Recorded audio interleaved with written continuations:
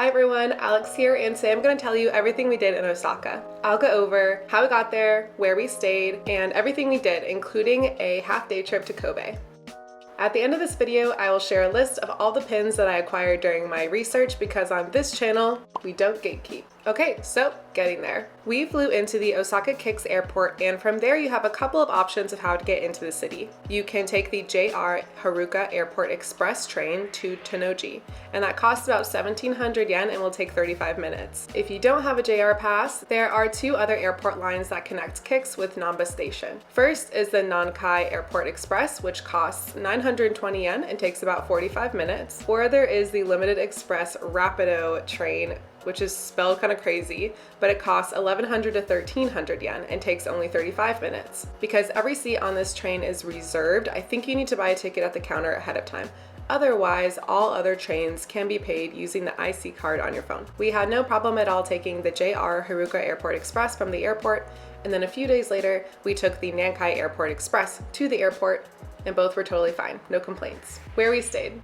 There are a lot of neighborhood options in Osaka. You can choose to stay close to the Osaka Castle or in the Osaka Bay area near the aquarium and Universal Studios. We considered the Tennoji area for its more trendy vibes, or the Kita Umeda area as the business district. But we ultimately settled on the Minami area because it is the primary shopping and entertainment district. We like to be close to the nightlife, so staying in Shinsaibashi was perfect for us. We stayed at the Koka Hotel in Shinsaibashi, and it was close to the main covered shopping area and within walking distance to the famous Dotonbori Street and the Amerikamura neighborhood that I really wanted to check out. Despite it being close to everything, we actually felt like our immediate area was fairly chill and pretty quiet. Okay, get out your Google Maps because we are gonna go over everything that we did. First up, across from our hotel was a popular onigiri spot called Rice Ball Onigiri Gorichan.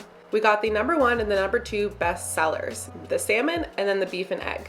The onigiri are huge compared to what you get at a convenience store, and also remember that it is cash only. A block away is the covered arcade that leads from Shinsaibashi to Dotonbori. There are tons of restaurants and shops on this street. I know that I was itching to jump into a second street, a thrift store, but before you know it, you have run into the famous Running Man mural.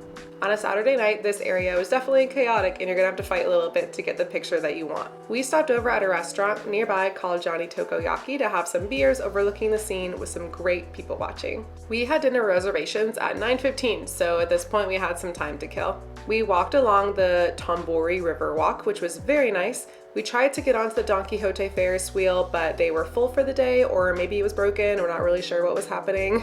We crossed the river and I led us through the hustle and bustle to a place on Google Maps called Hozenji Yokocho, a street known for izakayas and traditional food stalls. We very quickly got sucked into a Rolling Stones theme bar called Fannie Mae that had immaculate vibes. From there, we had a few cocktails at a pub down the street called Pub Kalbasa. It's a really nice, cozy, quiet little bar. From there, we went to our dinner reservation at this restaurant, a sukiyaki and shabu shabu place. My friend saw this place on TikTok and she said that it was one of the best meals she's ever had in her entire life, so of course we had to check it out. It was a little bit hard to find. It's on the 3rd floor and you have to look for this sign outside the main door, and then you know you found it. They prepare the meat for you at the table, and our chef was really helpful at explaining what he was doing and how we should eat it. You dip everything in raw egg, which goes against 30 years of my upbringing, but it was so good. If you want to try this place, I'd make a reservation as soon as possible because I made it a week in advance and 9:15 was the only time slot that I could get for dinner. This area is obviously famous for nightlife and everything that there is to do here, and we really enjoyed walking around and just absorbing the energy of it all. There are so many things to do and so many restaurants trying to grab your attention. It's a little bit overwhelming, but in that wonderfully unique Japanese city type of way. The next day we bought the Osaka Metro Pass, which costs 620 yen per person because we had a lot of things to see. First up, we went to the Osaka Castle. This is super easy to get to on the metro, and from the station it's like a 20-minute walk through the parking gardens. The complex is huge and there were a lot of people there enjoying the grounds and sampling different food stalls. There's a nice view of the city and lots of different viewpoints of the castle to see. We did not go inside, but instead walked around it and behind it, which turned out to have a pretty great view next to this bridge. From there, we took the metro to the Tennoji area. You may recognize it from this giant pufferfish, which unfortunately no longer exists. Also known for the giant tower, which can be seen from all over and is lit up at night. There are a lot of restaurants and shops here as well, but it feels a little bit sleepy compared to the Minami area. It seems like there is a local effort to revive it a bit, and we saw that when we walked through the Shinsekai market. About half the stalls were open and we got drinks at this fun little stand called Shinsekai Kako. We also stopped at a Pringles store to get some fun flavors for our friends and grab some bean paste sweets from this little store near the tower. There's bean paste that tastes like bananas. That's thick.